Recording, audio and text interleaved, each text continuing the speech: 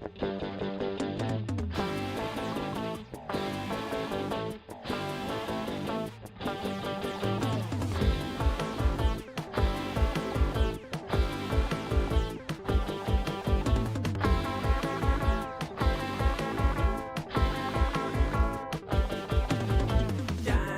in space, dinosaurs in space, dinosaurs in space.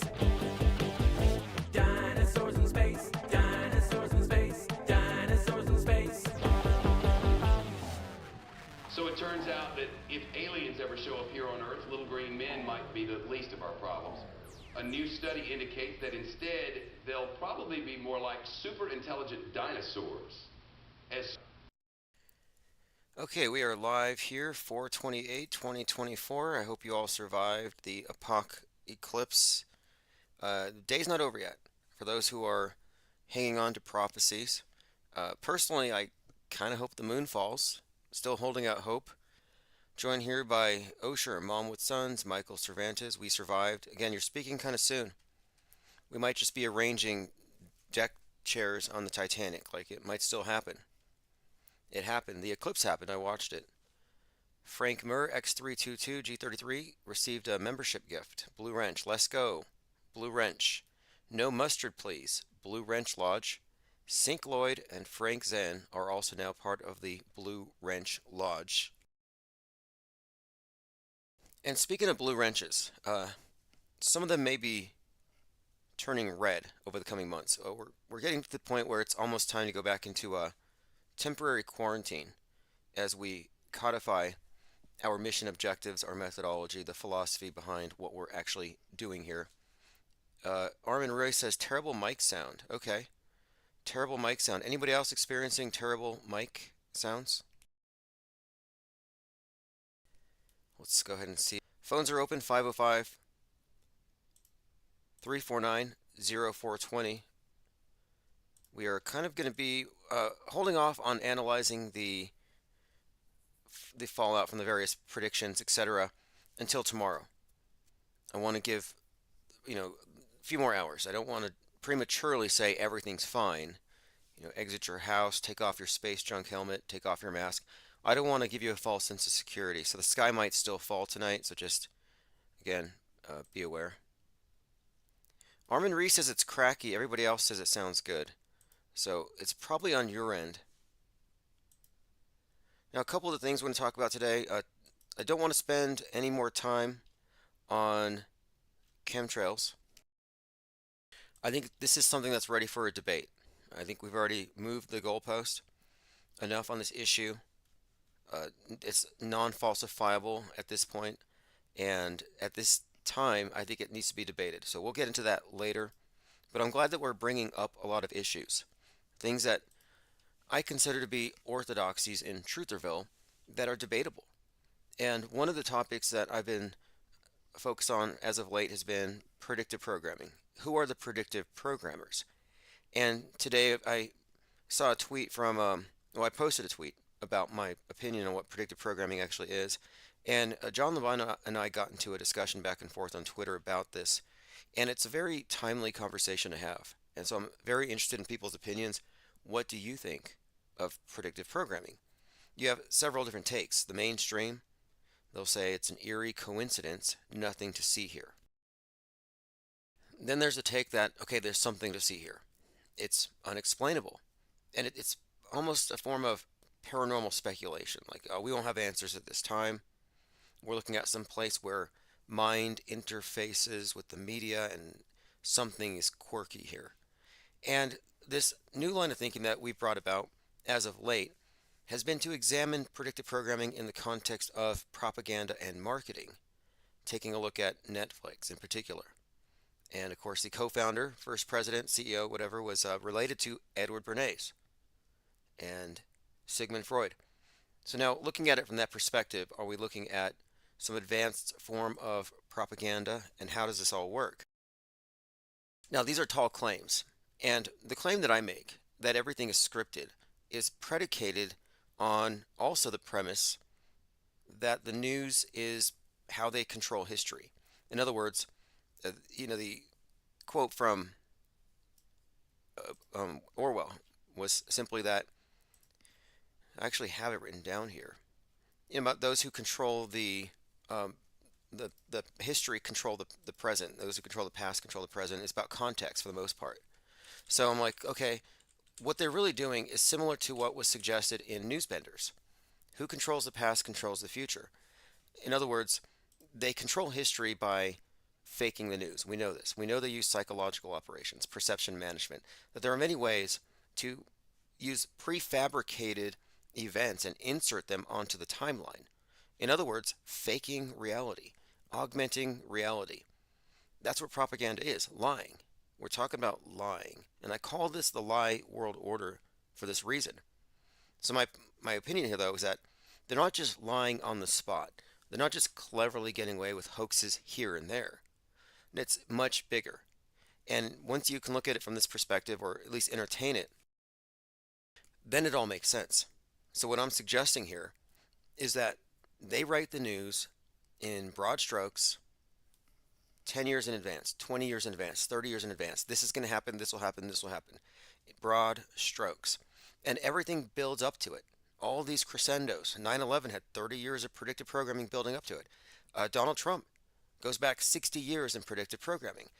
Now, what I'm pointing out here, my suggestion, is that if you are part of the power elite and your power was based on controlling reality, Orwellian levels of control, like all religions have, like totalitarian uh, governments have. We're talking about total control over a person's internal world. In other words, the the idea of a closed system within media allows them total control over how we see everything. So you can't really dispute it. But moreover, what they're doing is they're imposing a worldview by not only writing the history in advance and faking events here and there to make it happen this way, but they're actually implementing it in real time. So, for example, we can bring up any one of these events, and I'm just suggesting that no, this was known that this was going to happen. This was on the script, like you plan drills months in advance. And what I'm saying is it's beyond just events here and there, but that it's history itself. And what we see as news is really just like a reality TV show in many ways, because they're playing out something that was largely scripted. Not 100%, not every word. We're talking about broad strokes, but then it gets into specifics when you get into psyops, which are often connected with the symbolism, the themes, the archetypes. It's all part of this. But my point of it is predictive programming itself is helping to create the immersive atmosphere where you have themes. So, for example, leave the world behind. Boat hits the shore, everything starts falling apart. You have planes falling.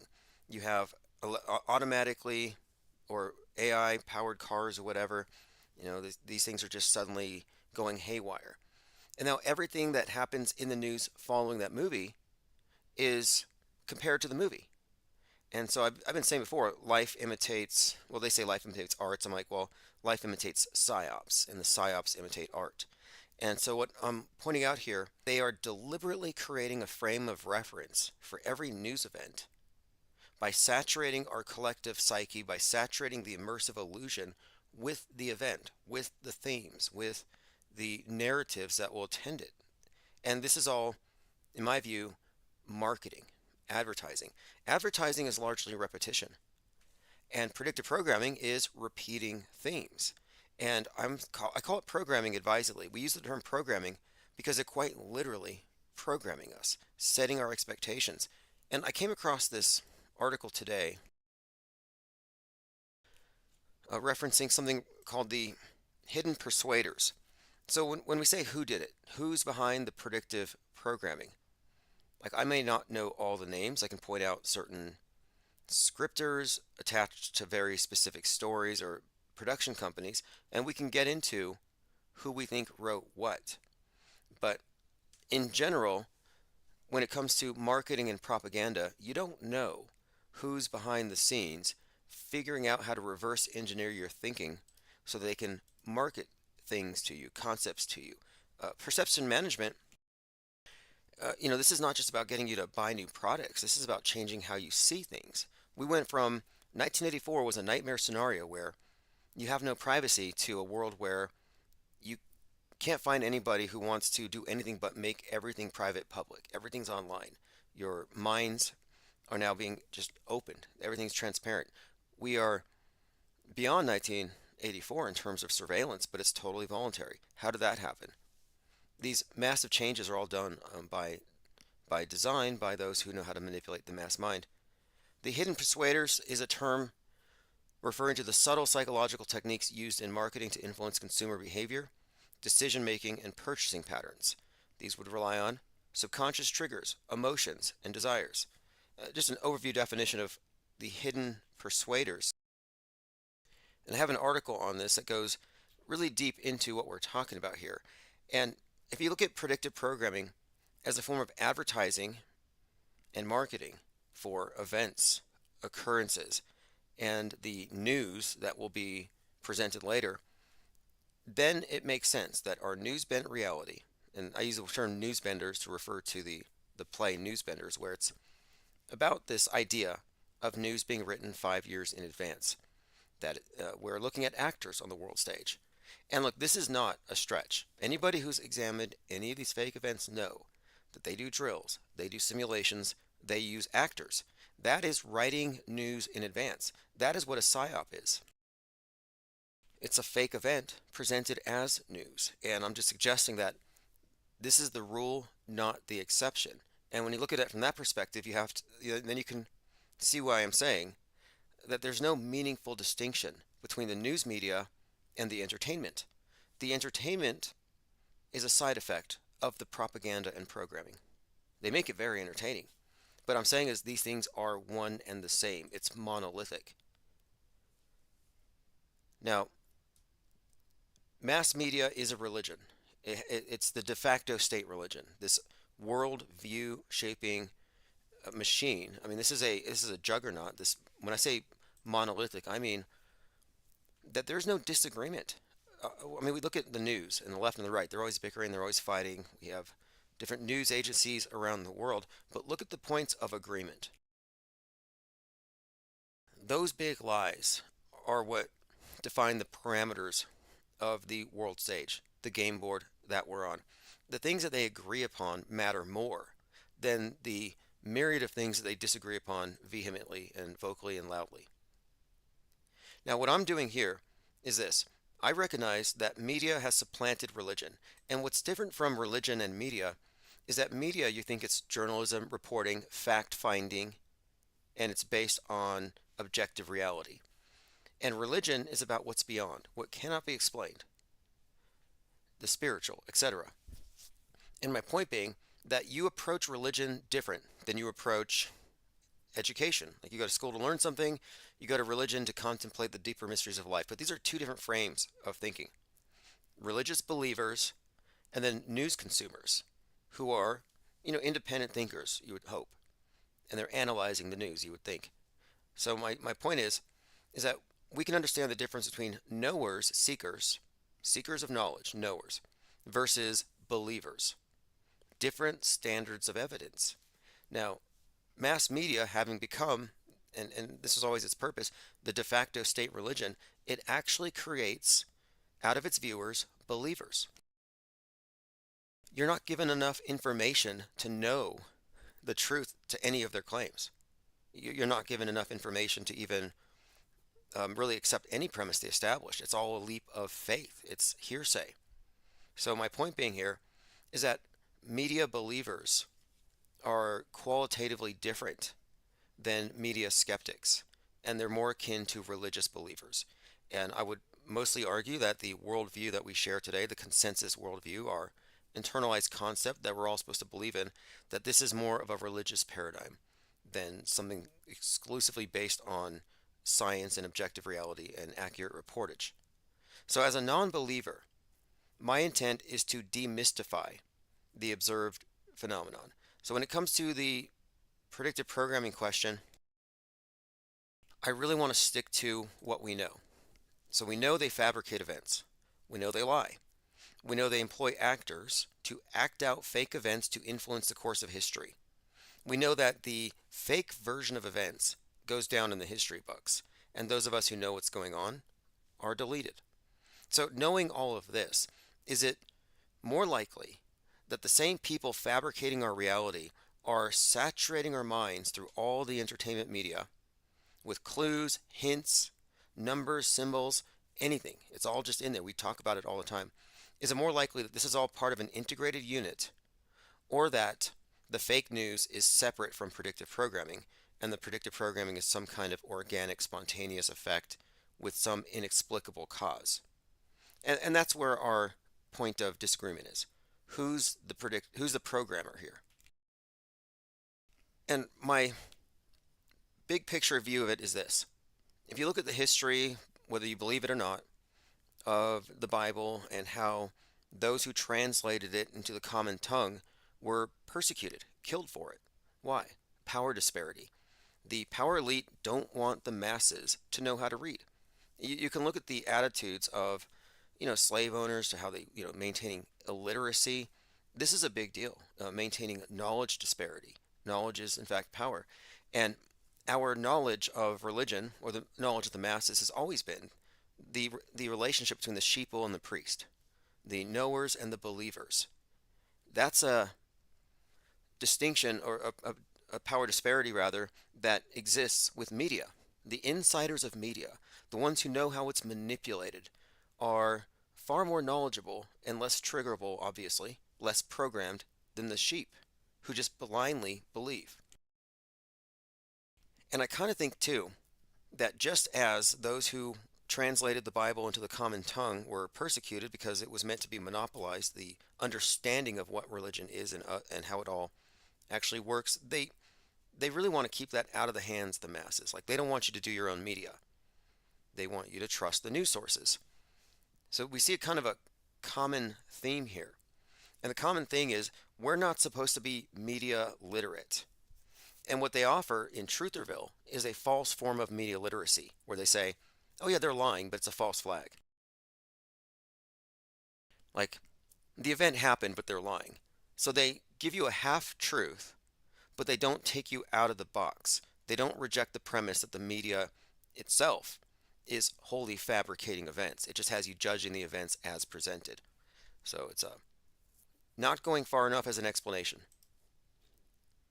But we'll continue to talk about this. We're also going to talk about other things as well. Again, we're waiting for prophecies to come true. And today, 4/8, big news. Huge piece of petrified wood blocked the sun. It blocked it about 80% here in Albuquerque, where I am.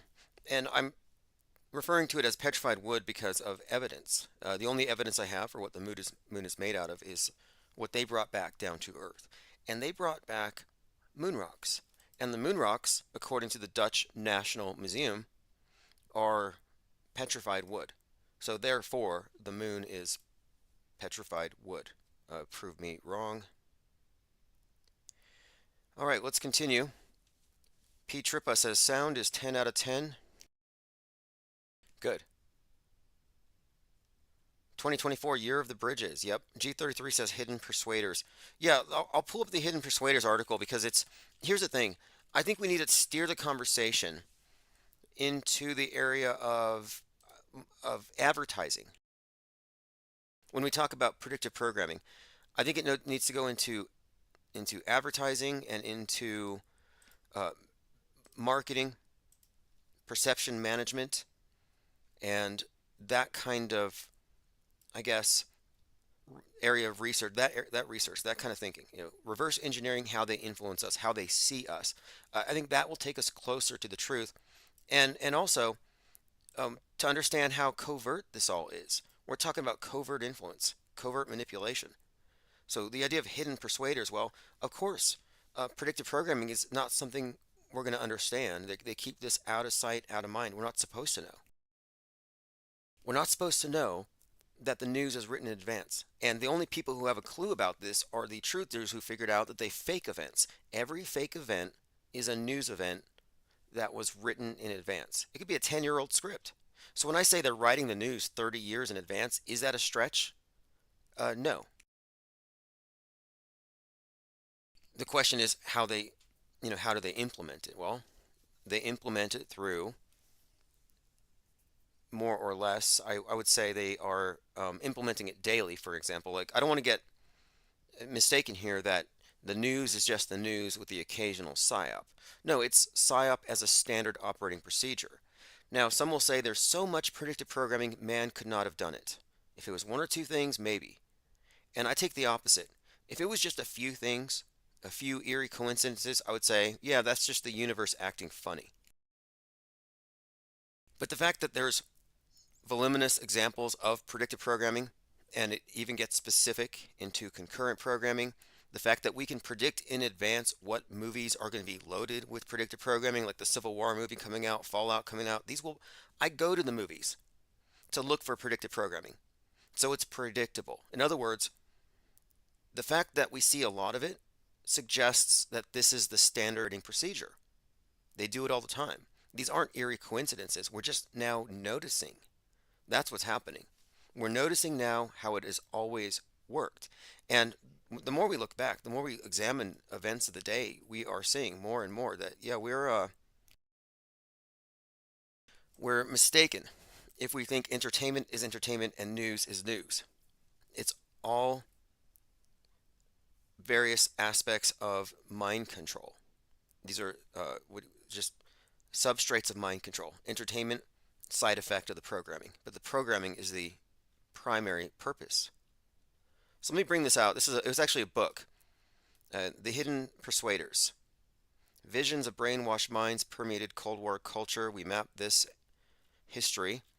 And here's the actual book. And the book is by Vance Packard about media manipulation in the 1950s. In 1957, he explored the advertiser's use of consumer motivational research and psychological techniques, depth psychology, subliminal tactics.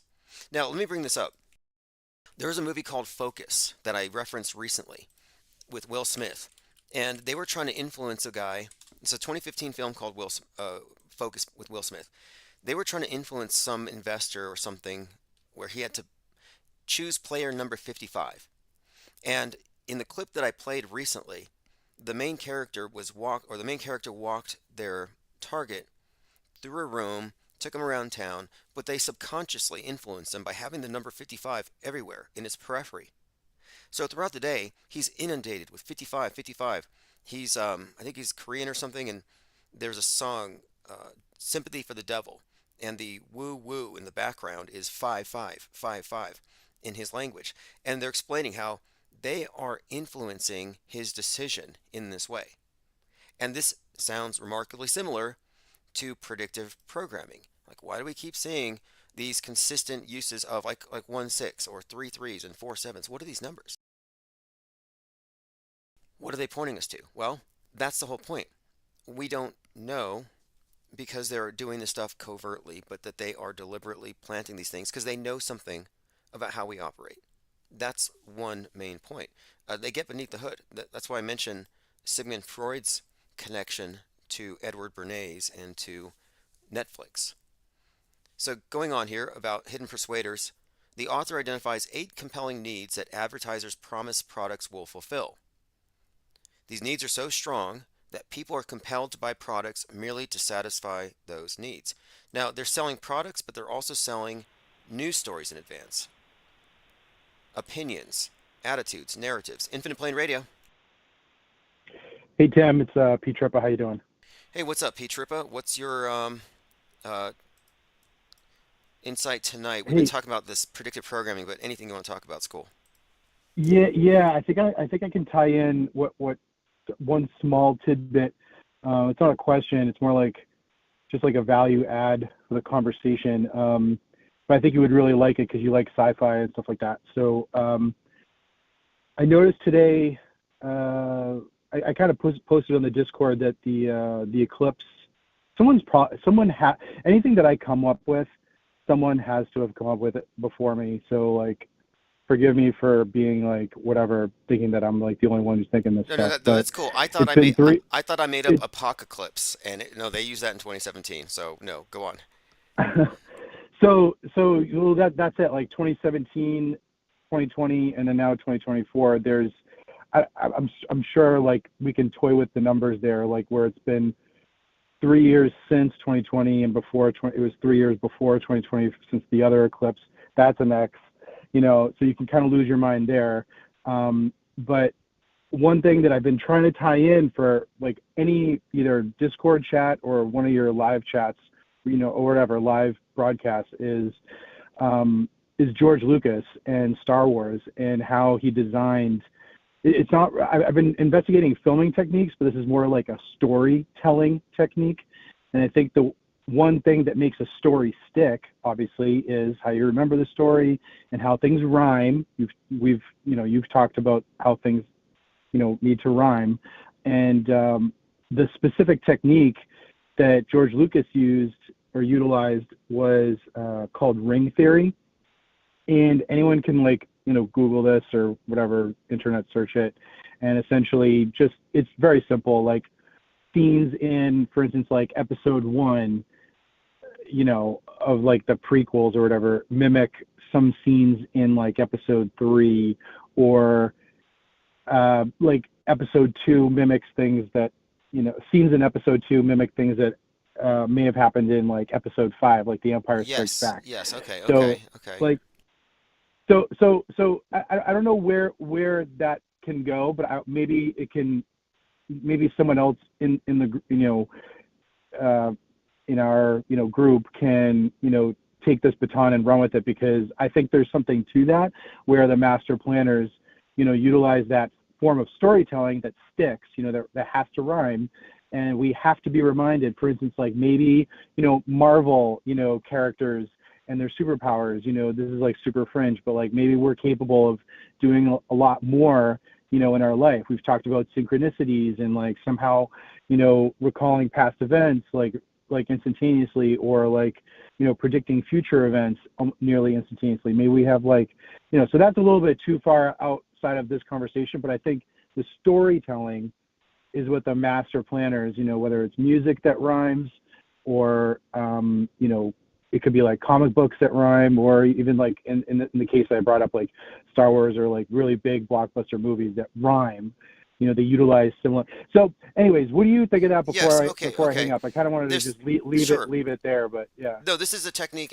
There's a pretty good book, Caesar's Messiah. Joseph Atwell talks about this notion that Oh yeah. he calls it typology. Like, for example, Trump has his suit that he wore when he got arrested chopped up and then auctioned off, and people compared that to Christ and his wardrobe being sold. And it's like things that are you can find deliberate like mirroring of stories, but then there's the repetition with almost like a template. Like they resell us the flood myth, and they even reuse the name Noah and the symbol of the dove, and they have the ark storm. So I see examples of that where I see that they're tapping into older stories because it has some kind of value, or it's already like plugged into it. We're already like familiar with it. But then I find this is like a common theme. Like for example, it's common in the Bible. You have, born of a virgin, and then when he's basically the virgin birth thing kind of has a parallel with the coming out of the tomb, a closed tomb, a sealed tomb. So you kind of have this kind of a mirror, and lots of stories like this you can point out where there's like deliberate Hmm. repetition, numbers, cycles, but there's certainly a lot of what you would consider to be literary techniques evident in the news, and they use these consistently. Definitely, it's like foreshadowing is a big part of it, as well as the marketing. But I do think they tap into themes, and they're able to sell people on analogous concepts. And I think it's all by design. For example, the Russian rocket scientists, the original rocket pioneers in Russia, were all into this thing called cosmism, and they were deliberately putting like a scientific explanation on religious concepts. And I think that's where aliens come from, which is just angels dressed up with science. And people will say, oh no, the ancients just mistook aliens for angels and mystified them. And I'm saying, no, it's a mystic concept that's been rebranded as scientific. So it's sort of like archaic, but it's dressed up as something new.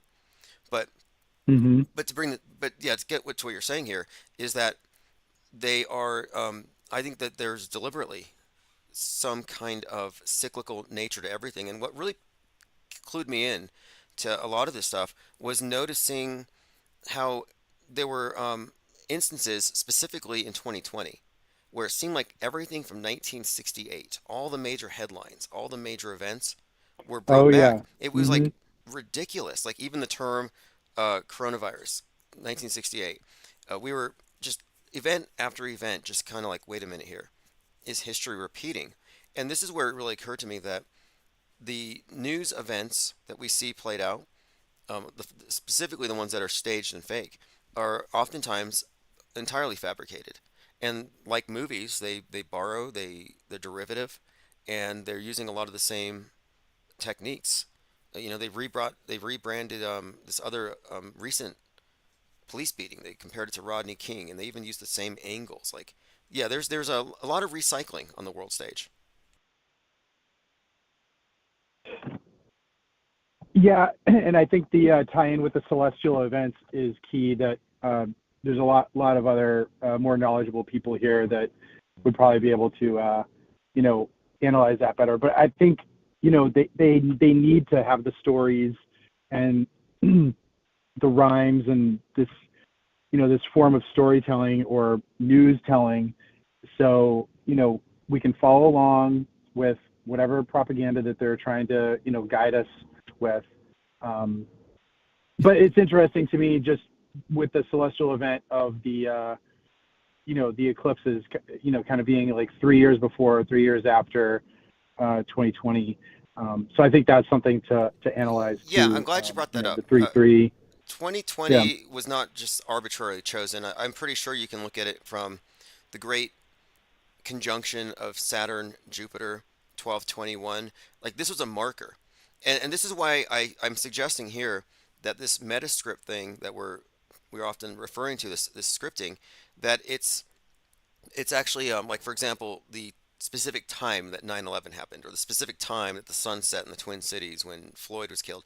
We look at these things that are very specific. So not only are we looking at scripts, but we're looking at precise timing on something objective, on the stars, on astrology, which is very consistent with the, I guess, the every religious tradition out there. Everything is related to the sun and of course the celestial realm. But the news is no different, and I don't think it should be, since considering that it's really just picking up where religion left off. Fascinating. Awesome. It's like exactly what I was hoping you'd say. It's kind of like a worship, like almost like, emphasizing what to worship and who to worship or when to worship something. So very cool. Yeah, yeah, Yeah, thank you, Tim. yeah. Thanks for the call, and we'll probably get some other callers as well, and we'll continue to discuss this and go down this route. Appreciate the call. Thanks. Awesome. Thank you. I was driving behind a Tesla today, and I was looking at the T, and I was reminded that Mr. Trustworthy had said, the T on the Tesla could be a repeat of the T model, the Ford, Henry Ford's Model T. And this came up because as of like last year, Elon Musk was being compared to Henry Ford because of Henry Ford and the Dearborn Journal, and how he published a lot of what you consider to be anti-Semitic conspiracy theories, and then Musk with X. And so there's these historical analogs. And I don't consider Musk to be an organic character. I mean, we all know space is fake. We know he's faking space. So we know he's plugged into this thing at that level. But you could point out how Musk is a Frankenstein's monster.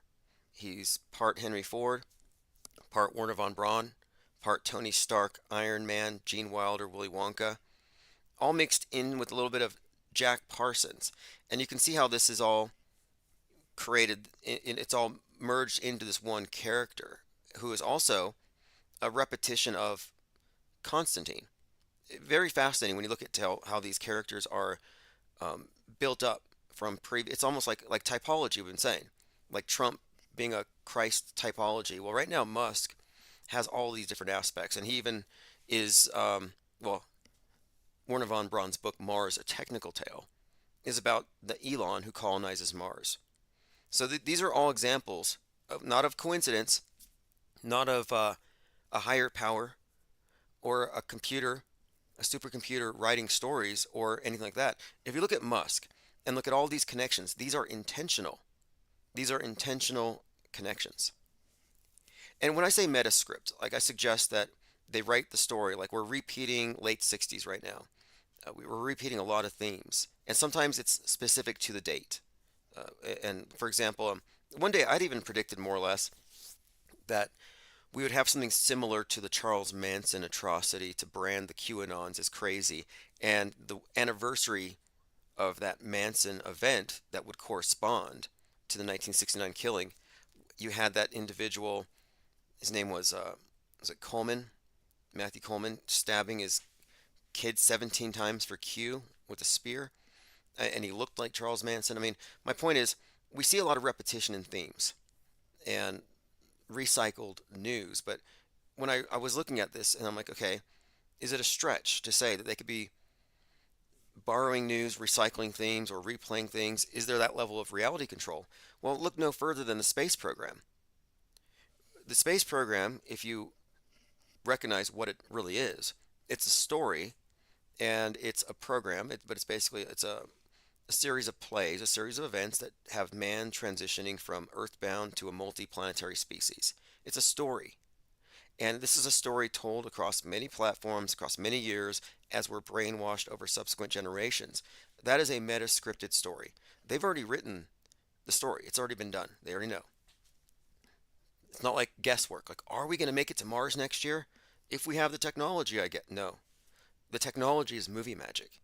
It's about transitioning us as far as a worldview into believing this and then faking it appropriately. But the idea that they write the news decades in advance should not be a paradigm shock at this point. And knowing this, now we know, for example, on some level they said, yeah, the ISS has to go down before we get onto the Mars bases. The the whole event has to symbolize the fall of the West as a superpower as we become a collectivized humanity as one. The ISS is like a Tower of Babel. We'll connect it to the metaphor of the Titanic as the West sinking, and we'll get James Cameron to work on it, and he'll be doing a documentary about the Titanic on 9/11. Like, in other words, they know 20 years in advance that the space station's going to be pooled in a certain way. They're going to WTC-7 the ISS. It's going to get pulled. Since they know this, now they've got 20 years to put this into the comic books, put this into the stories. You got, for example, just going through various, we'll say meta scripters. Alan Moore had a story about space junk. You know, like in 19, was it? I think it was. There's actually an episode of our show, but we're talking like decades before space junk is even talked about. So they saturate the psyche, they saturate the culture, and so when it happens, when they fake it, we already have it in our minds. We've already built this construct up in our minds. It's all advertising. It's all accounted. It's all, honestly, it's all explainable. Predictive programming and the eerie coincidences between all this predictive programming and the sheer volume of it is fully explainable if you account for news being written decades in advance, so they can build up to it. Anulfo says, I'm talking from heaven, brought by the rapture. At least I have good Wi-Fi here. You know, there's a show on Amazon called Upload, where you can be uploaded into this cyberspace instead of heaven, and you can still interact with your family through your internet connection. You got to pay. It's like selling indulgences. You pay, and then your family members get better stuff up there. But digital transcendence. Okay, phones are open if you want to call in and discuss any of this. By the way, the Star Wars movie, Darth Vader is Saturn. Luke is the sun. And when they fight, and you see that big cross with their swords, Luke, I'm your father. This is all astrotheology. This is dark versus light, sun versus Saturn, who rules the night, the severing of the sword hand of the sun god. Yeah, Osiris gets his member chopped off, the lightsaber. Light is life. And when you really break it down, you can see that it's an old myth repackaged. And even when it gets into Darth Vader himself, Darth Vader the Black, the skull visage, the Death Star, which looks like Saturn's moon Mimas. Okay, I think someone is calling in. If you just want to, there we go. Infinite Plane Radio. Hey, what's up, caller? Yo, what's up? Tim Osman. Just waiting for the world to end. The apocalypse. Anything happening over there where you are at? Well, it's Quincy Carr. Oh, cool, cool. Quincy Carr, pilot, who knows the Earth is a stationary plane. Every day, every day, I see it. I see no curve. When you measure the line, you can't draw a line over a sphere. And the sun and moon are electric. Right. Well, what's your take on the eclipse? Do you have any specific? I mean, I don't think the eclipse therefore means the Earth is a ball by any means. I never get that impression. Proves nothing. It proves nothing. I think that what's actually happening is there's another another body, like another celestial body called, maybe it's like the black sun. And I think that what's happening is that's just covering up the white sun, because there's been times that people have reported a solar eclipse happening and the moon is on the other side. Like, how does that work? So, and then two, this is a massive fear campaign. I mean, like, again, nothing further. Like, really? Right, right. They really hyped this thing up. But I wanted to also mention this too, because we talk about the shape of the world quite a bit here, or why people believe what they believe. But one of the things Okay. is the people who defend the globe model the most also believe everything else on the news is on the up and up. They don't realize how big the deception is. And so I always try to maintain the perspective that shape is just part of it. We're talking about worldview control, containing ideas, keeping us outside of the truth. We all have two eyes, right? One is for the idea, the other eye is for inspiration. Ideas and inspiration. And it's hard for people to be inspired by the truth. Like, for some reason, the truth doesn't inspire these kinds of people, so like they choose not to actually look for it. But as a pilot, you're always learning, and it's the truth of what you don't know, and that's what's actually inspiring. And so like, even at the airport, I ask other pilots, and like they say, oh, you know what, you're the crazy flat earth pilot, but they've never seen the curve. And if you think you know the answer, then you stop having to look for it. And I think that most people believe the mainstream, because the mainstream it tells them this is the answer, and so I already have the answer. It's kind of like chess, right? How you play chess, how how the king can move in the L shape, and the queen can move, diagonal. To me, it's like, what happens when the king just moved, as the queen? Bro, did you see the king? It just moved diagonal, and then someone tells us, no, kings don't move that way. Well, you're right about it. People take false explanations. They take it at face value. I call it the argument from the screen. If you accept the premise the screen is an authority, and you just accept whatever premise it presents there, then you're going to be susceptible to any deception behind that false explanation. So you have to hope that they're not lying to you. And what I'm fine with is, I'm fine with recognizing false explanations and then having to find answers. Even though I don't have them now, I'm seeking. And I could not be satisfied with false explanations. And it's false explanations that keep people in the media box.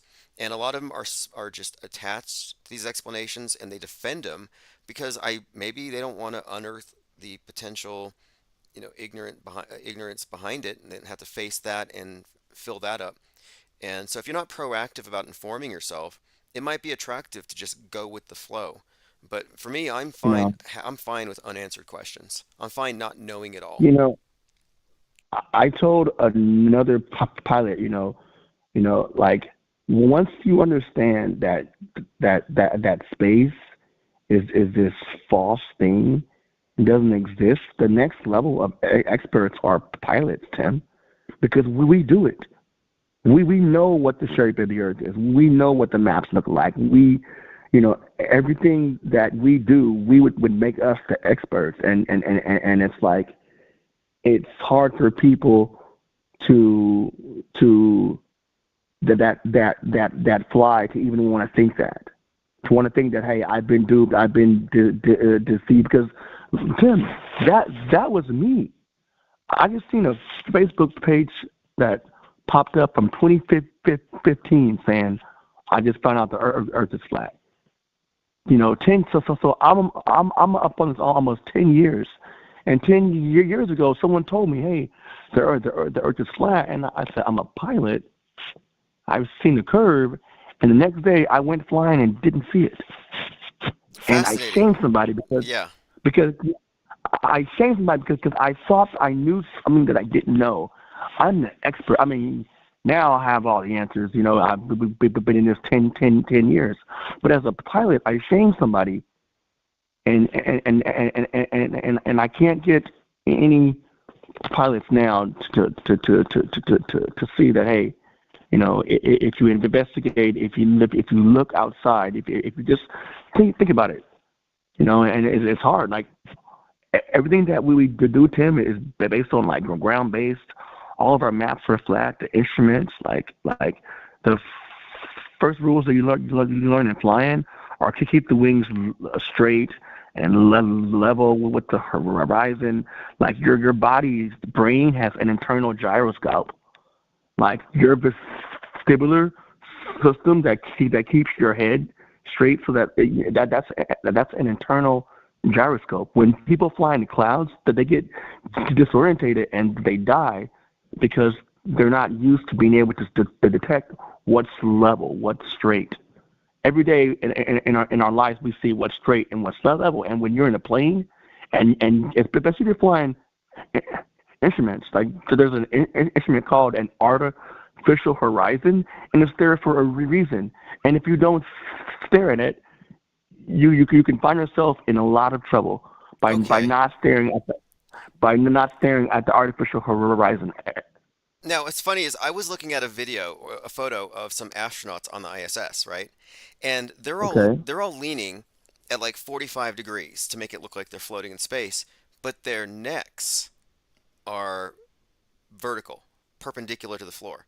In other words, Okay. they were responding to gravity, obviously, with their heads, and they're trying to present the illusion that they're just floating kind of sideways and haphazardly, but uniformly they were all actually perfectly aligned with the Earth, as though they were on the Earth. And so it's just like they couldn't fool themselves. They couldn't make the posture match the illusion they were trying to create. Well, here's what got me on the eye system is the fact that I seen a meme that said no electrician would wire wires that way in a billion-dollar project. Just look at the wiring. Look at the wiring. You've got wires hanging out everywhere. Yes. Oh yeah. It looks like a hazardous workplace. And on that point you made about how you had, as a pilot, shamed somebody on the globe question. I think what happens here is they inundate us in the media with reinforcement, the ball, the globe, space, nonstop. And so whenever you think of that as a concept, your your recall draws from even the fictional representations of it because we've never seen it. So what they do, We've never seen it. it's much like creating a false memory.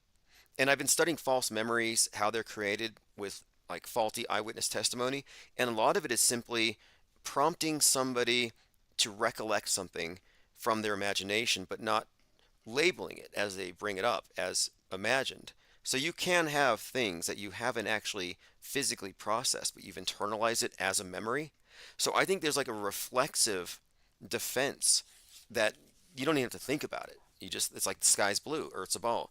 And until you actually confront it and really think about it, it's one of those blind spots. It's one of those things that they get you. Well, one of my plans, Tim, is to write a book called Flat Earth for pilots, and because I teach flying, so like I know how to do flight planning and all this other, and things that I teach never have to revolve around the spin or the curve. So that's kind of like where I want to stand for it, because not like I'm an expert, but I feel like if I do this all the time and I teach, and I've not seen a curve formula nowhere, and to me it seems like like there's like it's just this thing that the truth needs to be out there. Speaking of that, your boy MC Toon said that well, not your boy, but the guy that yeah, sorry about that, but he said that I shouldn't be teaching flying. Oh, that's right. Isn't he? And Didn't he snitch on you? He called the AV. Didn't he try to get you Nicktoon? Or you said somebody had called? absolutely, 2 weeks ago, he said I shouldn't be teaching flying, and I responded to him. I said, well, your son's. I said, well, your son's not a pilot, because his son started flight training and didn't finish up. Oh, okay, okay. And so I'm writing his son online. He says, leave my son, leave my family out of this. I'm gonna call the FAA on you again. And he did again. And he Wow. did again. They called it. He said like, all because I said that his son's not a pilot. Because unless you're a pilot, you can't say that you're an expert. And so all I did was just like speak the facts. Okay. Well, one thing about Mick Toon Hmm. was talking to me, and he was talking about like you could just go outside and see the ISS if you have the app. And so I said to him, "Have you seen it?" And he said, um, and he paused, and he's like, "No." And I'm like, "You're telling me that you're going to debate people on the existence of something you've never seen. You're going to impugn their intellects because they don't believe it exists, and you haven't even done your own due diligence." And so the guy lost all credibility with me. At least he was honest and didn't lie about saying it, but that's when I ceased to take him seriously. And these individuals who are on YouTube debating the globe as their one issue, they're clueless about the bigger deception it implies.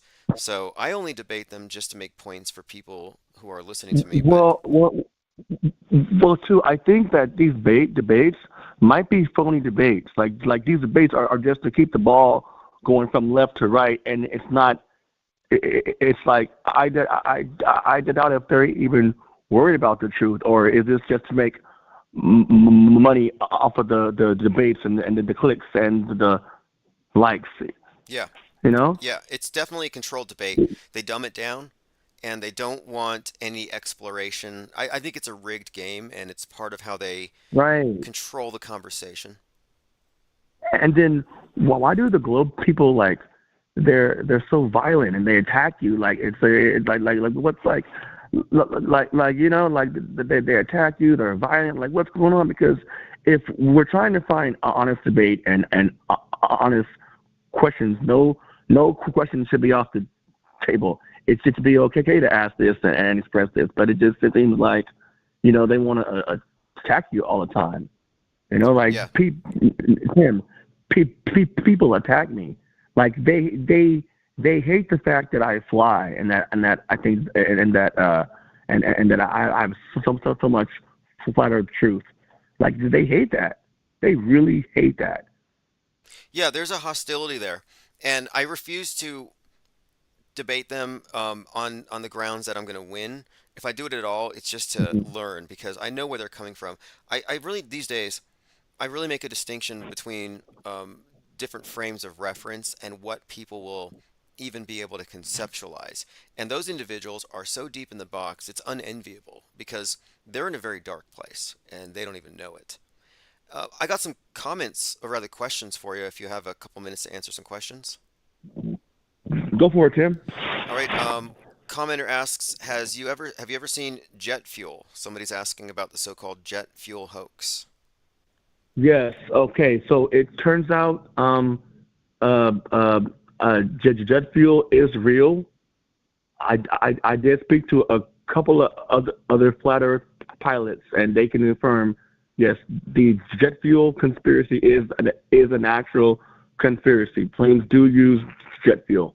Okay, okay, fair enough, fair enough. I looked into both sides of it, and mostly it's an argument from incredulity. How could you fit so much into it? But when you really look into the story, you're like, okay, there's a few things to consider, but I like these questions. I think they're valid, and I like when people get answers Right. and move Right. on. Again, though, I did definitely looked into it because I said, well, nope, because in the investigation without condemnation without investigation is the height of ignorance. So Yeah. just investigate. But yeah, but I'm at the airport. I've seen planes spill fuel. Like so, yeah, they do use jet fuel. Okay, Oswaldo says, ask Quincy about contrails versus chemtrails. Ooh, that's a great question. Great question. I've spoke to many pilots about this. There there are chemical there are planes that do use chemicals, but like it's a geoengineering program, and then there are planes that have natural contrails, and the natural contrails seem to dissipate after only a few minutes, as opposed to the longer chemtrails do could spread out and do spread out, and then like there's been reports of them of people finding stuff on the ground in the grass. Well, that's a favorite topic of ours because I'm I'm interested in like contrails I would say exist and can be explained by humidity, altitude, and all that. Right. Exactly. But it it get Right. the whole conversation is intriguing to me, and but it gets into other areas, the geoengineering thing, side topic, but Just another mostly, thing. but like as far as does hot jet exhaust at that altitude just naturally cause the trails that we see? Like, is that really unexpected when it comes to the cirrus clouds, Yes, because they're ice crystals. ice crystals? So the temperature will decrease 2 degrees per every 1,000 feet. So just by doing the math, as you can tell, like if you got up to about 20,000 feet, it starts to get like minus zero, Okay, okay, makes sense. and so it's the warm, humid air that does freeze. Okay, okay. See that's what I'm mainly looking for. I'll talk to people about chemtrails and we'll work out the theory and what they're Right. positing, but at a very minimum, I like to hear at least what the basic science is behind the formation of what we see because it's not unexpected. When I look at those cirrus clouds, it makes perfect sense when you consider the altitude. But that doesn't mean, of course, that I'm ruling out everything else. But as with everything, I like to examine it and I like to get people on both sides of the conversation, with the exception of Globers, because they've been uniformly rude. They don't like to treat the other Oh, side as oh, equal. before I go, I know me and you haven't talked a lot. So tell me about Tartaria, which I just found out about. Like, I mean, how does that connect with like the mud flood and time? Have you been seeing I any look, of that information, Tim? I've looked into it. I've looked into it, and it's what's really entertaining about that whole area of research is that whether or not it's true, you spend a lot of Okay. time looking at old architecture, old photographs, Right. and stuff that you may Right. not have Right. ever Right. seen Right. before. But the premise of it, though, which I don't find all that unbelievable, is that there was some kind of ubiquitous cataclysm and afterward a rebuilding, and whoever rebuilt it gave us a fake history and repurposed Right. a lot of old world infrastructure and made it look like it was new. So this is an idea of course, that our history is radically different than what we've all been Isn't told. It's fascinating, it really right. is, and I can't rule it out as far as it's fakeable, I could say. It's within the realm of possibility that everything could have been reset, but on a claim by claim basis, the Tartarian genre of research um, has its hits and its misses, but I'm still investigating it. But as far as do I believe there was a reset situation or some kind of massive flood that left some kind of sediment that buried an old world, it's Right. entertaining. It's an interesting concept. I really am still looking into it, digging into it, you could say. The word mud flood or the phrase mud flood is kind of like Right. it maybe oversimplifies it because what we're really talking about is something that we don't know precisely what, We don't know. but are we open to the notion that our entire And, history is and fake? and two, whatever this cataclysm event, like, was that intentional? Like, was the intent to do the event just so that we could have a false history? Yes. It's the idea that it's order out of chaos here. We're going to create the event to wipe away history and have another great reset. Yeah, that's what I understood was that because I've been talking about the disparity of power and knowledge between the elite and the masses, whether it's illiteracy or purposeful scientific illiteracy or media illiteracy today. You have these power disparities, and part of it is maintaining a level of ignorance that keeps the masses manageable. So it would make sense for there to be a periodic reset. And this is one of the themes in the Matrix that it was like the fifth or the sixth iteration. So like every once in a while, people get too networked, they become a threat to the power status quo, and so all you have to do is pull the rug out from under them. And maybe they have some technology, liquefaction of the soil, everybody sinks and they start all over again. I mean, it's kind of a horror story if that's Mm. true, that it's worse than nukes in my opinion. It's like something older that we don't understand. But yeah, it could be the case. I mean, it follows a certain rationale that seems consistent with the idea of their symbolism of revolution, new ages, the symbol of the Right. phoenix, burn down, build back better, floods, and the ark. It's a reoccurring theme in all of their myths and all these myths: the destruction followed by new creation. What's crazy is I'm actually here in Florida right now, and I'm designing an airplane for wheelchair people to fly, and it's called the Phoenix. So now I'm thinking like, okay. Awesome, awesome. No, that's great. Anyway. I think it's a positive symbol. The idea of the phoenix is simply the idea of getting rid of extraneous stuff that doesn't matter and maintaining the core structure that does, and then building from there.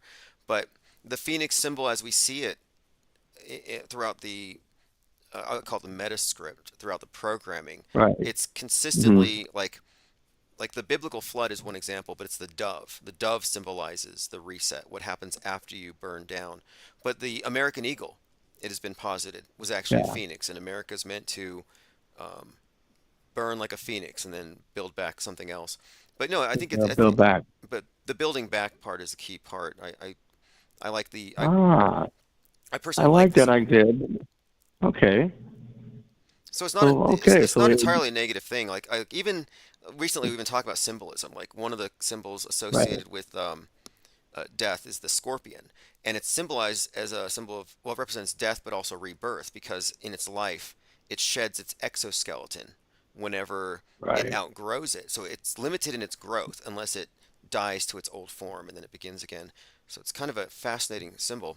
This phoenix thing, it's just so common. I'm like, well, it fits this whole mud flood. It fits pretty much everything about the powers that be and how they maintain a status quo.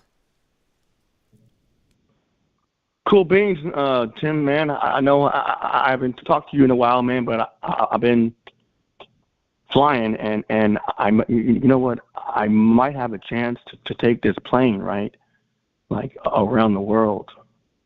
And if I would take the chance to take this plane around the world, I'm going to film everything, and I'm going to show that there was never any curvature, and to document the flight Well, as I okay. do it. I would Yeah. like to see a picture of it. In fact, I've been talking to some friends recently about how Infinite Plane Radio needs to do some sit-down interviews, and it would be awesome. Yeah. We should do something like that because, and especially you're introducing this plane. It sounds to me, it sounds like a great If concept. you came to me, if you came to me, I could fly you around, Tim, and like show you how everything works and video. I'll even man have you fly the plane. My You know, brother, it's yeah. cool. Look, I'll do it. I'll definitely do it. We have to do this. We have to sit down and talk. And I was being interviewed for this documentary, and he said, "I've been on a Uh-huh. plane." This interviewer's telling me, he's like, "I've been on a plane. I've flown around the world. How do you explain that?" And I'm like, "I jogged around the block. Is the block a Thank ball?" you. So, I drove around the block. I went around. I went around the block. I went around the corner. You know how do you explain that? Because there's pilots that to tell me, no, Quincy, it's round because I've flown around it. Okay, like okay, yeah, you went around in a circle because when they make flight routes, Tim, they use what they call a great circle route. I wonder why. right. When they make flight plans and it's international flight, all of the routes are called great circle routes. Why? Because we live on a circle, you know. And ask any pilot, they'll say, "Yeah, it's a great circle route," not knowing that the word they're using is not like it's going over what they're actually on. Right. I Yep. mean, Yeah.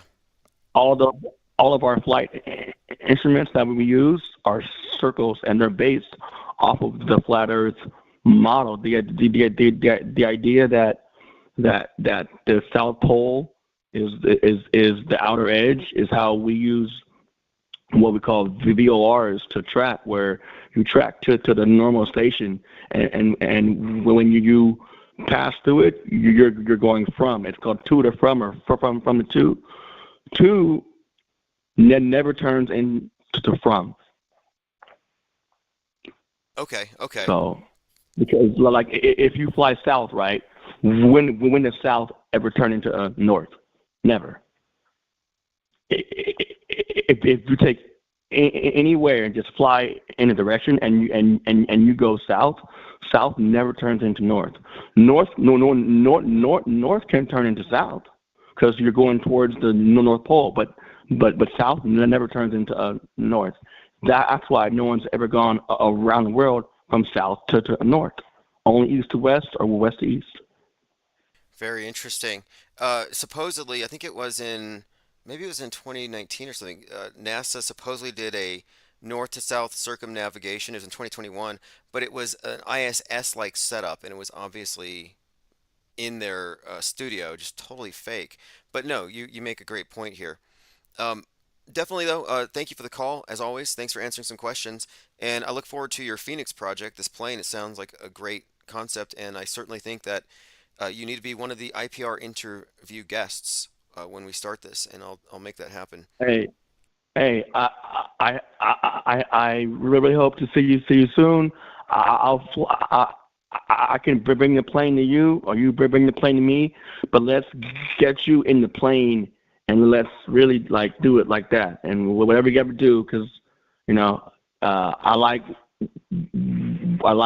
what you do, and I think you're a cool dude, sir. Awesome. Very smart. So Well, it'll be I'm great gonna definitely content. talk to It'll you. be great content. I look forward to meeting you, and Uh-huh. we'll make this happen. Okay, So so I'll be in touch. Have a great I, evening. I will talk.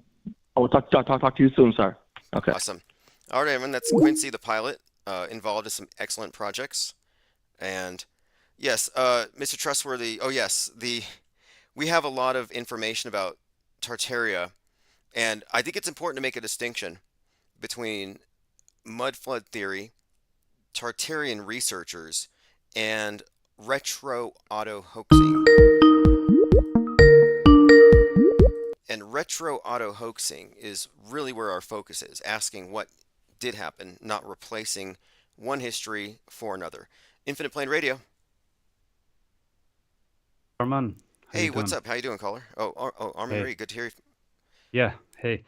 Yeah, just a quick remark. There was a very interesting call with Quincy. But I'll just backtrack a little bit because I wanted to bring up the hidden persuaders again, something that came to my mind, which was uh, given that new discovery, let's say, we can now put into context much better why or another of the reasons why the MSM Plus was created. Because one thing that started happening was that people stopped paying as much attention due to other distractions to the mainstream media, being films, being the actual news, and so on and so forth. And so the MSM Plus would focus on have this kind of symbolism embedded into it, and would dissect them and would dissect the news reports and would dissect all that, causing the predictive programming to be seen for those that wouldn't naturally or weren't paying attention because they lost interest.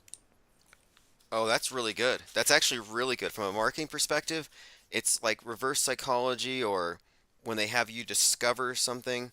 In other words, the masses are entrained to the media, and those who are questioning it, the free thinkers, might see through it, but instead they get caught deeper in the web because they're Correct. inundated with all this intrigue, which gets them to absorb the programming that makes the news reinforces it for them. And yeah, I could see that. They get deeper into the programming. Exactly. So the symbolism that, for example, in what you call Normieville, would be seen because they never stopped consuming the media, be it news, be it movies, etc. But those who got somehow jaded for one reason or another would then be brought back in from the other side. You understand? Instead of seeing from the side of, yeah, this is all real, this is all true, they would see from the side of, yeah, this is not what they told us, but it's real, and still capture the symbolism and still be exposed to the same symbolism, the same hidden persuaders, like you said, which would be left there in the mind for it to be activated later on. And so these channels, um, the MSM Plus, as you call them, then later on bring to the attention that you see this was predicted. This was in this movie, there was the scene, and in that movie, there was that scene, you know? And I know that you also do that with a different perspective, with the perspective of trying to dissect exactly what's going on. But these channels do it from a perspective of giving more divine powers to the elite, let's say, Yes, yes, they you know. do that. In fact, what what I say, what we're doing here is like predictive programming is preparing us for what they're going to fake, conditioning us because it's so fake. If they didn't precondition us, we wouldn't believe it or we wouldn't pay attention to it. But the general consensus has always been among truthers that they're hinting at what they're going to do, which is fundamentally different. It means not only is the stuff scary, but it's premeditated Hmm. events. And yeah, these are two different takes, and I've often pointed out that the truthers think they have woken up because they seem awake compared to Normieville, but they've actually just drifted into a nightmare. And the nightmare, everything is more immediate. So, like, I didn't pay attention to the news until I learned that there were reptilians controlling the world, and then I suddenly started paying attention. Like, in other words, Right. they can You were sucked in again. Yeah. they found Yeah. some way to make me think, okay, it is worth paying attention to. It's so terribly boring, but now there's some more intrigue and it's more immediate. And yeah, it's a clever trap because it catches in the net all of the wandering minds. It just manages to capture them Correct. without giving them the full truth that this all is fabricated. So instead of waking up, they get into a nightmare state, and it's prolonged, of course, by all the other influencers who are just there to, here's your fear of the day. Here's the current thing to be outraged about or scared of. Yeah. And so it gives the, call them controllers, elite, whatever you want to call them. It gives them these seemingly divine powers that are exactly the description of the demiurge. So the demiurge is, in essence, a mythological figure, energetically, that believes he's God when he's not God. You understand? So, in a sense, they are taking onto themselves, like you say. What did you say? The word was that Crawley used to do. They incorporate. Is that the word? Yes. Yeah, they incorporate that archetype, let's say, into them, and they use it as a technology. They believe themselves to be, and therefore they act as such. As you've described in previous lives. Yeah, recently That. Yeah. I've really been making use of the word hyperstition, which is different from superstition, but the difference being, you have a superstition and nothing in reality confirms it. But a hyperstition is something that people accept to be true because it's confirmed through feedback. Not that the feedback Right. makes it real, but it's like, for example, the controllers of the media introduce a new villain, a new type of school shooter with a different political agenda. Mhm. And now this doesn't exist, but now it's talked about, it's responded to, politicians are Correct. talking about it, and now suddenly we're all on the lookout for something that doesn't exist. But you can't say it doesn't exist because it exists in the simulation or the world view that we internalize that I call the world stage. It's a And voodoo doll. Yeah, it's a voodoo doll. it really is. It Yeah. becomes like real Hmm. by it's de facto real. And this crazy thing about this is that you and I are real, and we're really looking at the stuff closely and trying to figure out the truth. And then you can point to various actors who presented themselves as school shooting victims on TV, and now they're real activists with blue checks on Twitter. In the history books, you and I won't exist, but those guys will. The fake people Hmm. have a stronger existence in the future than we will because they exist in the world stage because they've been designated real. I mean, it's just so arbitrary. Yes, and their existence, let's say, their characters, their mind characters' existence is dependent on the world stage. So if the world stage crumbles, or if there's a drastic enough change in the context, let's say, then the mind character dissolves, and I believe that the person becomes, at least for a while, nothing short of, metaphorically a zombie, because there's a void there that immediately emerges. The mind character dissolves because it was dependent on these beliefs, and all of a sudden it's lost. The mind is lost. The mind is shattered completely. You understand? If that happens to the world stage, and that is one of the greatest blocks that prevents people from these quadrants to look into these things. Even if they see something wrong, they will turn away because they know it's a survival instinct. They know that their survival, their very mind's survival, is at stake there. So yeah, In a, but in, we've talked about that in a very real previously. sense, in a very real sense, if you look Yeah, at yeah. traditionally doubters of religions, apostates, Uh-huh. heretics, they met with some pretty terrible endings. And it seems to me that the mainstream media is as the de facto religion does create its pariahs, its apostates, its non-believers, and it attacks them accordingly. They make it socially painful and Yes. cost prohibitive to go against the grain. And ultimately, though, I think what we're fighting here, what we're maintaining here is we're keeping our heads above the sea of irrelevance. We're not drowning in it. And so this is like a war between real and fake. And fake won a long time ago. I think it already conquered. Fake won through, artifice, the pre-scripting of reality, the imposition of a false worldview by the elite to control the masses, the village that they put us in. I think that fake is always pretty much dominated. It's one of the main technologies. The ability to fake reality. It's illusion. It's magic, in a sense. And Hmm. what we're doing here is we're demystifying.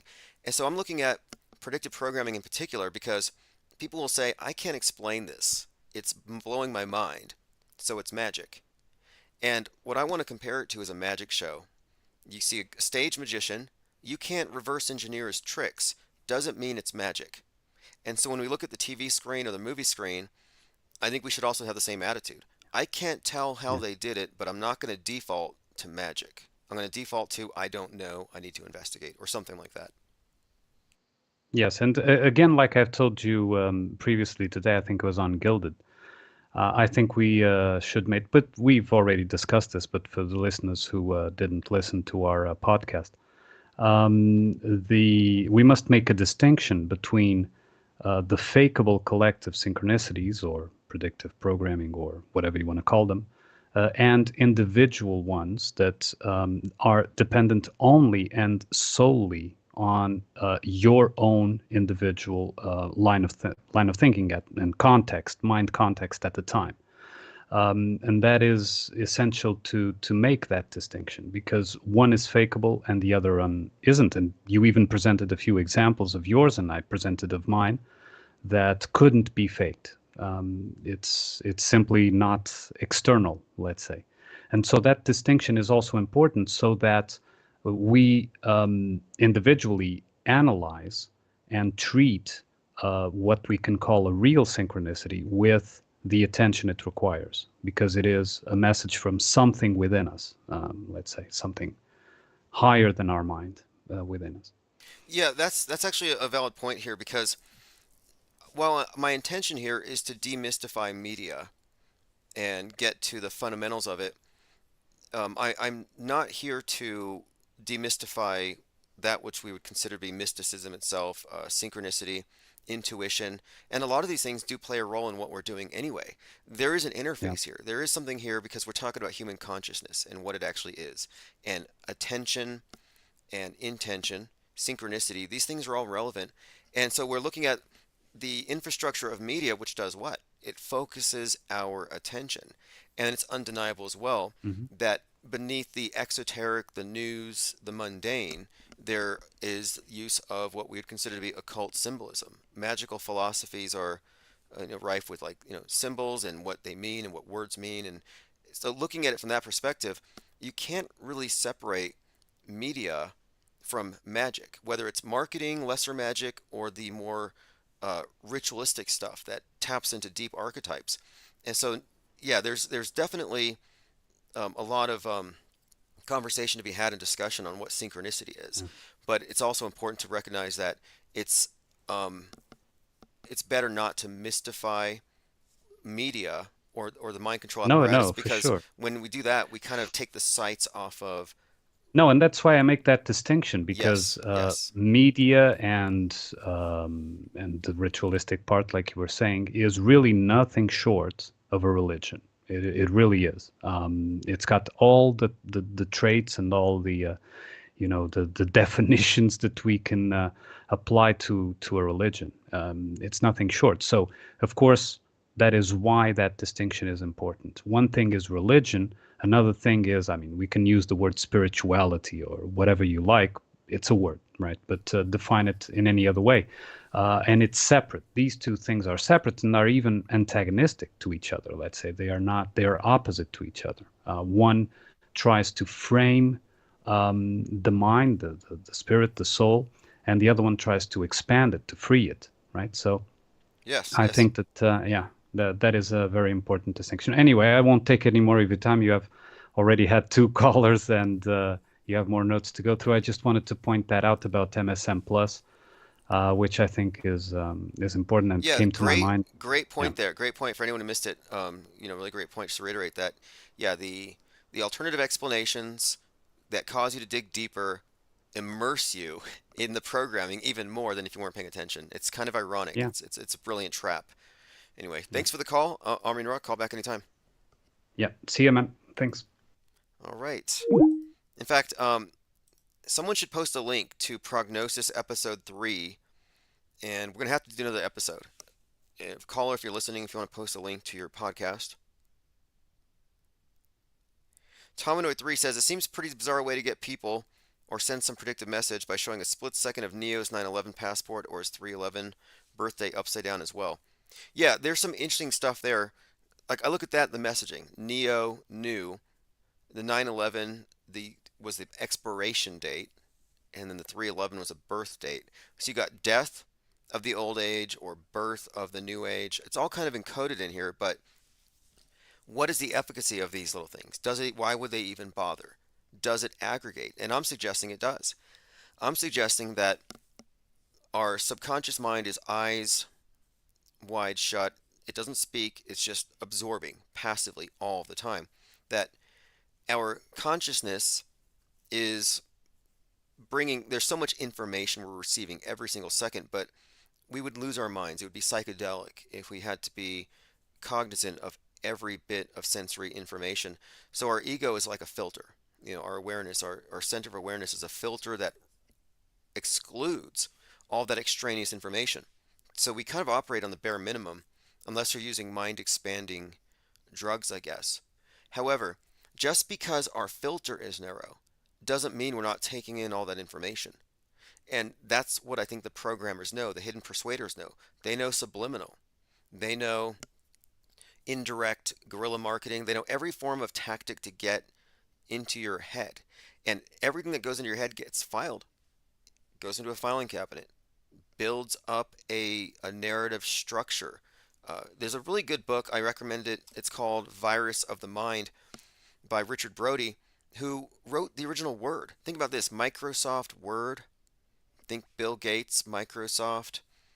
Richard Brody, Virus of the Mind, virus remediation, mind virus remediation. It's all interconnected. But the book Virus of the Mind describes how you can passively absorb ideas, and these ideas can aggregate and form clusters, and that you can more or less catch them. And I mostly reject that premise, although it's true for people who aren't paying attention. That's why I referred to the public as having maids, mind aids, no mental immune system. And this is by design, so they can be utterly programmable. Those of you here who aren't just allowing Big Brother to download all of his bad ideas into your skull nonstop, you've been inoculated. You have a functioning BS filter, but the masses don't. Again, it's by design. That's why we are enemies to Big Brother. They want to silence us because we might put some ideas out there that they can't keep out of the minds of their programmables. We are the unprogrammables. We have undone it. And you can't go back into it once you've stepped out of it. You could, but as an observer. It's like a magic show. If you've figured out all the tricks, you might still be entertained by it, but you can't be duped. I'm very entertained. Conspiratained even. All right, let's continue. Okay, now again, we're talking about these little minute things. A lot of the predictive programming, just the sheer volume of it, it's just so nuanced that it does seem like incomprehensible. How could so many people be involved? Like 10 years before the pandemic, there was an episode of The Office about a flu, someone wearing a mask. It was 3/11 to the day, numerous connections.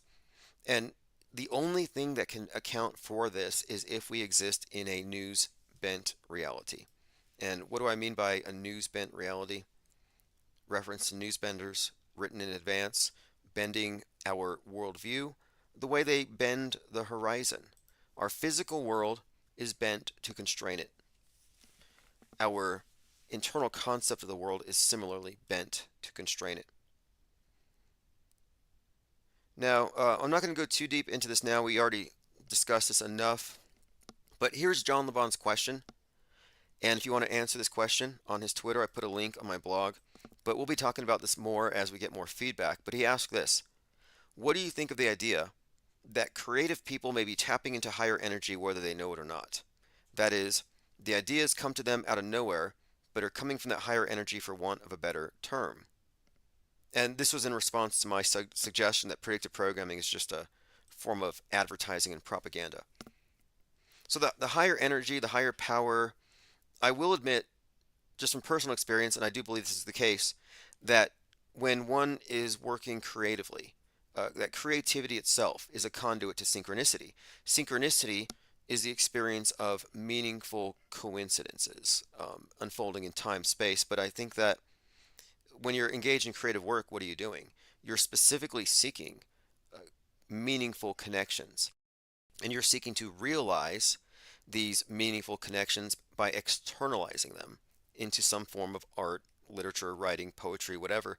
And so you're, in a way, you're manufacturing your own synchronicity, or you're encoding something with meaning. But the point here is that yes, many artists are inspired. Many artists experience these things, and maybe they don't know where their ideas are coming from.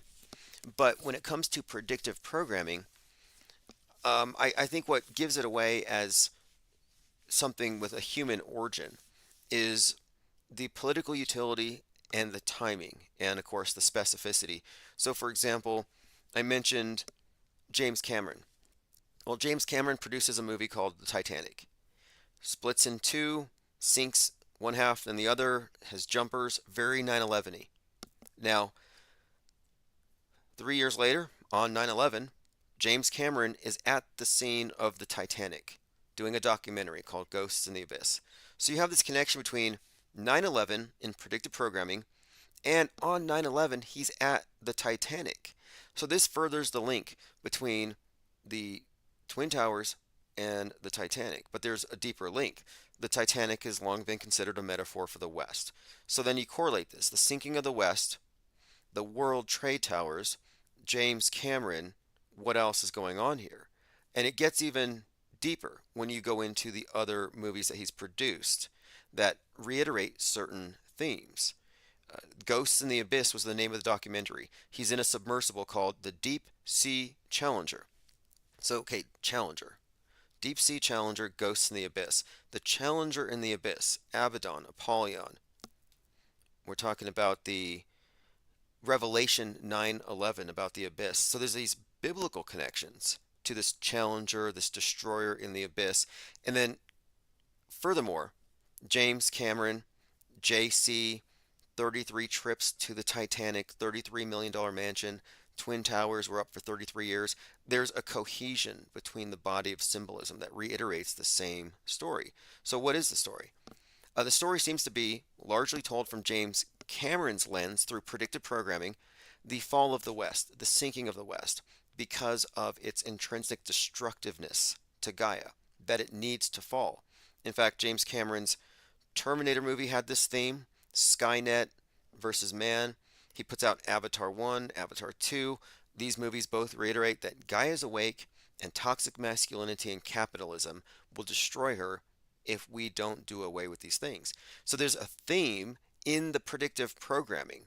The theme is the West needs to sink for the benefit of the world. And I actually think this ties into what I alluded to earlier about the role of America as a world power.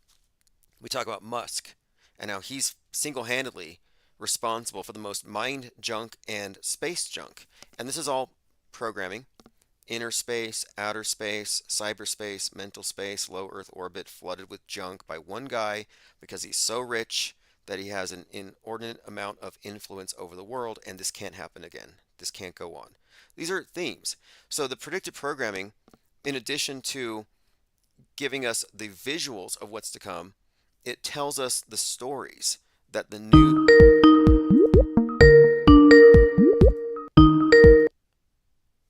Infinite Plane Radio. Hey, how you doing? Very well. Just talking about what I believe to be the most down-to-earth explanation of predictive programming. What's your take? Higher power or people in low places?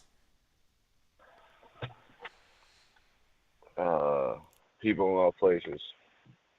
People in low places. Yep. Okay, okay, and The higher power is the higher power.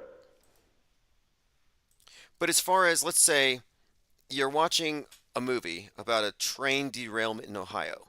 The next day you turn on the news and a train derails in Ohio and it creates the same toxic airborne situation. What do you call that? People in low places. Okay, okay, because according to Infowars, The that eclipse, uh-huh. Oh yeah, I higher want. power, like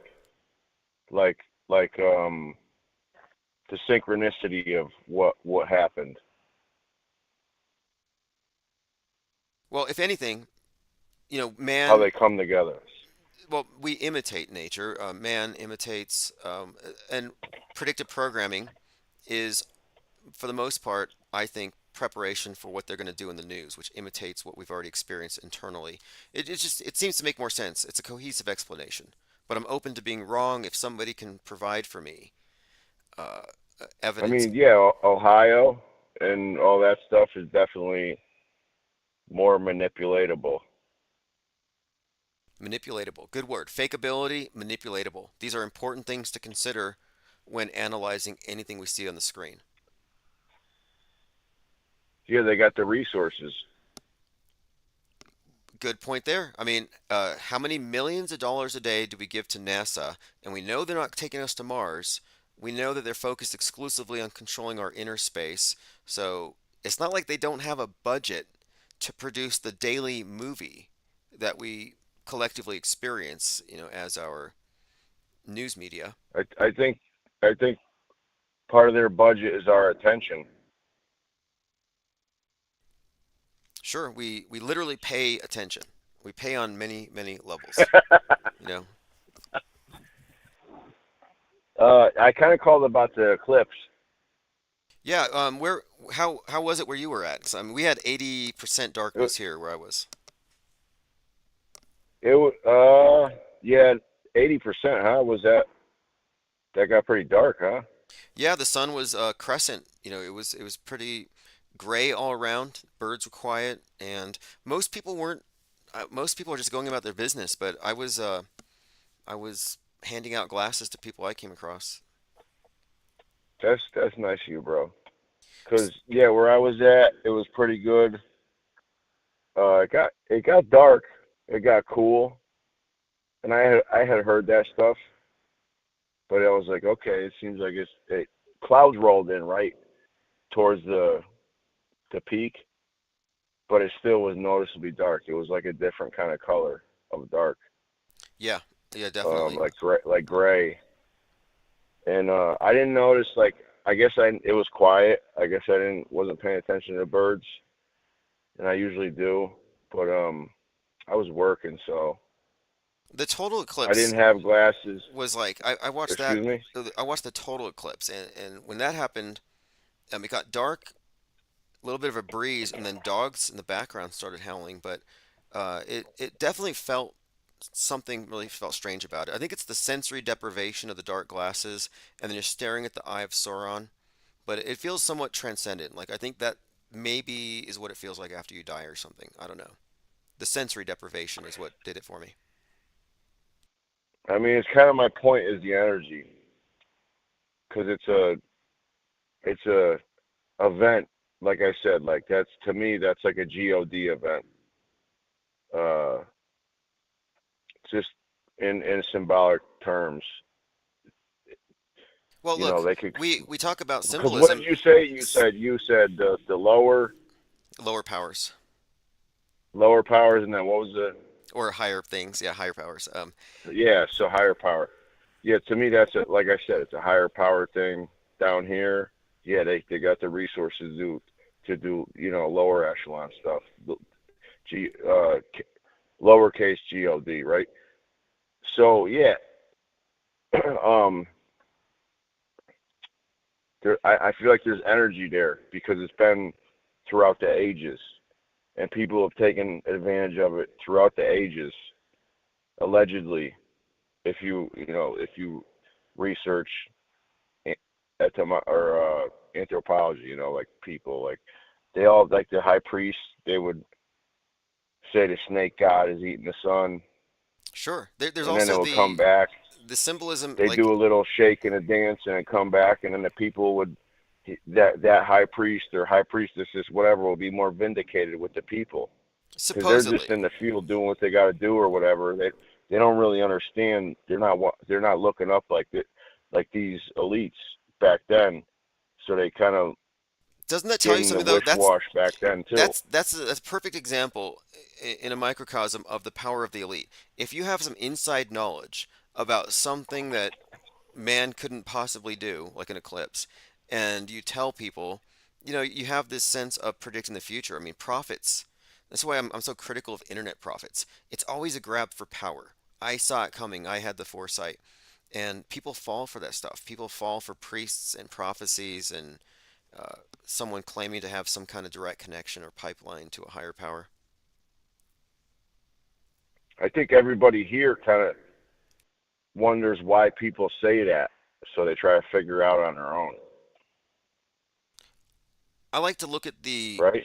the sun and moon as like Carl Jung's take, the alchemist of the take of the sun being representative of the logical mind, the day, of course, the light, the intellect, and then the moon is the subconscious, the dreaming mind, the part we don't control when we're in the dark and our senses don't do us any good because we're lost.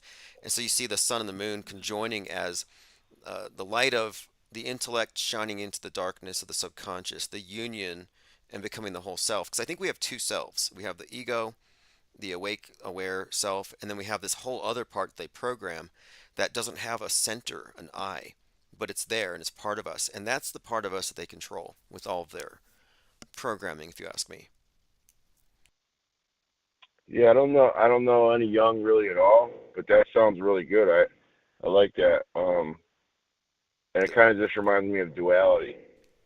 Yeah, that was the whole point. Was like the eclipse would be a symbol, therefore, of rising above that duality and achieving some kind of oneness in knowing oneself, merging the unknown and the known. And I think what the system that we're in right now, the world stage, I think it's designed to keep our frame of reference bound to that of the ego, and to ignore the intuition, to ignore synchronicity, and to ignore all that is occulted. You know what, man? That's we're rolling with the punches here because that's kind of what I called about the eclipses. Um, Well, look, so like there, let's there say, was this there let was this big yeah, you actually saw it though. You actually watched it where you're at. I was going to ask you how much did it actually cover? I so during the day it was what I already had my thought pattern over it because I've been looking at it and then during the day and I'm like if I could see it I could see it but I'm not gonna look at the sun because you can't like I took glimpses and like yeah you can't look at it so throughout the day I got blessed and somebody gave me glasses because they were handing them out everywhere. But so I got glasses. I saw it. And it was really cool. It looked like Cookie Monster was up there doing work.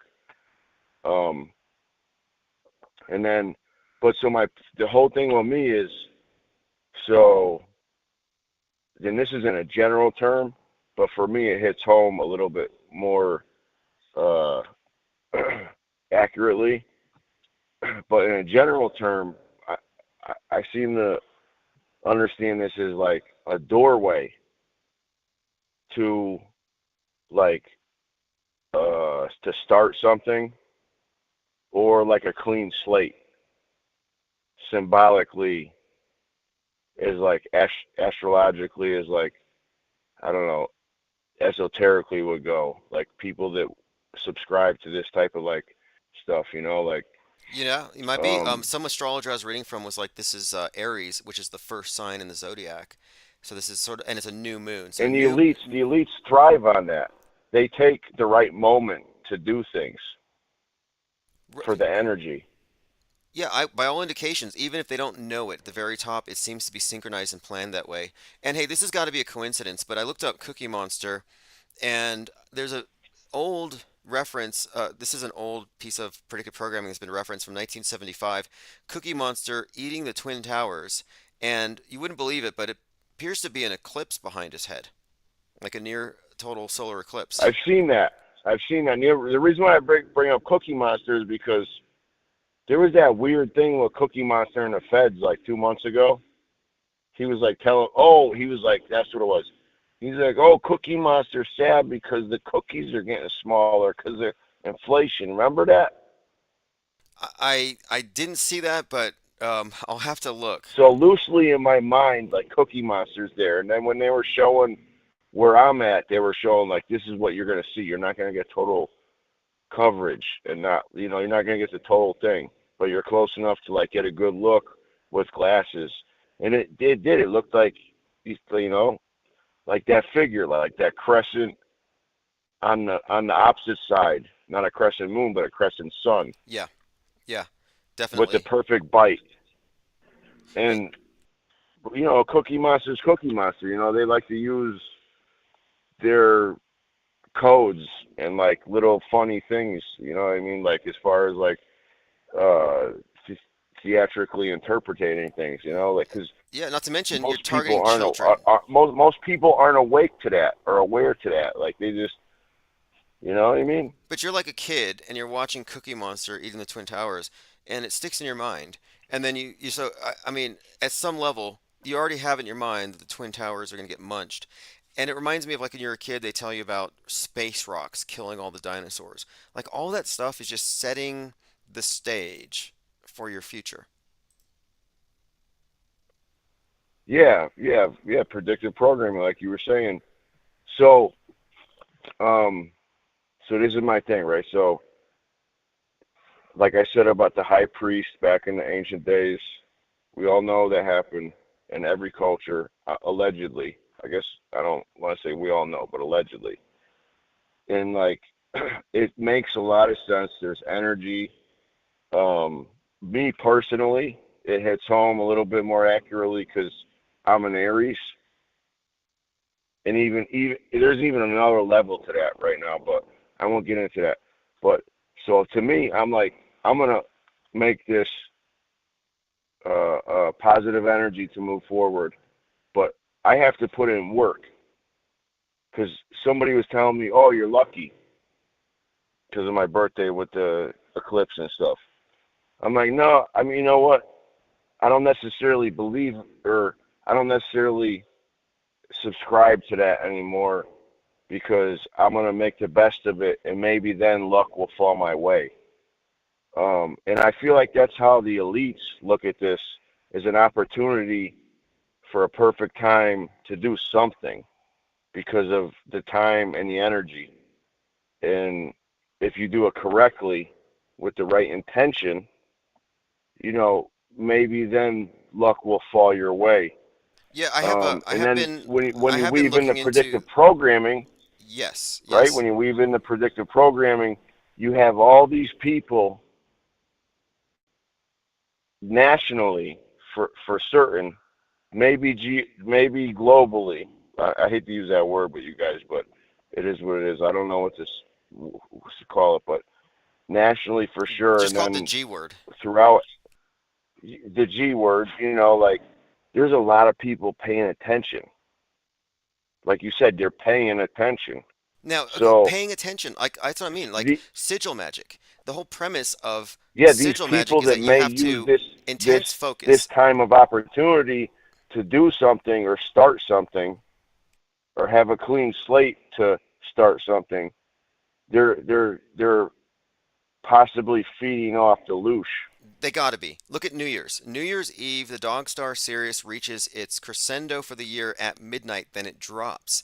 So what you're actually doing on New Year's when you're counting down and looking at the ball in Times Square is you're channeling down the energies of Sirius, the dog star, for the new year.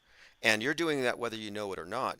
And the people who orchestrate these things, who have their own temples, the Masonic temples are all based around that dog star thing. So apparently it means something. So you're definitely right about it. And we're just not on the inside, or we weren't meant to be privy to any of this stuff, but we are making these connections just by observing, and certainly not a stretch. But anyway, appreciate the call very much, as always. And I'm putting a link in the chat if you haven't seen that video by John Levon. We're trying to expand this conversation scripting or synchronicity? Sounds good, brother. All right, good talking to you. Have a great evening. Take care. All right, everyone, that's G33. I wanted to get to this. Crow 77777 has an interesting name. First of all, let me point this out. When you see a condensation trail behind a plane, and it has some kind of weird pattern to it that you can't quite understand, what's causing the plane to leave these trails that have these strange patterns? What could explain it? What kind of chemicals are we looking at in here? And it turns out that there's actually this thing called the Crow interference. And the Crow interference refers to the wingtip vortices on the plane, these little vortexes, and how they actually affect what's behind the plane, the trails they leave. So I'm looking at this so-called Crow interference with contrails, and I'm like, this is really interesting, because Crow 777, it's actually called Crow instability. So Crow 777 is famous for discovering the lunar wave, and many have suggested that when he's recording the moon and it seems to ripple, that it's actually being caused by the wingtip vortices of some plane that are distorting the view of the moon from where you are on the ground. The sky has these ripples. So you're basically looking at, in a sense here, what I'm thinking is interesting, is that the same guy who discovered the lunar wave has the name Crow, and Crow instability would cause the lunar wave, or rather the Crow instability and the lunar wave had the same cause. Probably just a coincidence. Maybe it's not a world stage name. Maybe he's legit. However, today Crow 777 was out there watching the eclipse, and there was a lot of clouds, a lot of chemtrails. So what did he do? Quote, "Eclipse is over and the sky's blue again. I have footage that I'll edit and post. Away from the censorship and control. I boiled 2 gallons of vinegar to be able to see, and I shot with 3 cameras and 3 wavelengths." So according to Crow 777, if you have contrails, you can boil vinegar and your skies will turn blue again. Now, Crow 777 recorded it, but because of censorship, you'll have to go to his own website to see it. I'm not a member. So if we have any members of his site, if you would like to take a look and let us know how the boiling vinegar experiment went.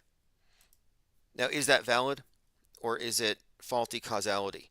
Could you boil just literally anything or nothing at all and have the same effect? We talked about the huge piece of petrified wood that blocked the sun. And again, I'm only suggesting the moon's made of petrified wood because the astronauts brought petrified wood to the Dutch National Museum and claimed it was a moon rock. And so if the evidence we have for the moon is moon rocks, and the moon rocks are wood, then the moon is wood, then the eclipse today was wood blocking the sun. That's the only conclusion you could arrive at if you're a true believer in the MSM and you're not a non-believer like one of us, fomenting a culture of non-belief and skepticism instead of blind faith, media literalism, auto-belief. All right, thanks for the calls, everyone. Archives will be sent out later. This is Chief Crow Auto Hoax, and I'm also going to put a link to a couple other videos I think you need to see. I'll put a link to the one from JLB so we can get some feedback on it and expand that conversation. Thanks again. I'm on Auto Hoax, and it feels so good. You just auto believe everything like I knew that you would. In my dream, you know I ain't got time. Crisis actor with soulless eyes. My buddy, my buddy and me. Telecommunications Act of 1996. 96, y'all. Gonna filter your eyes and scrub your mind.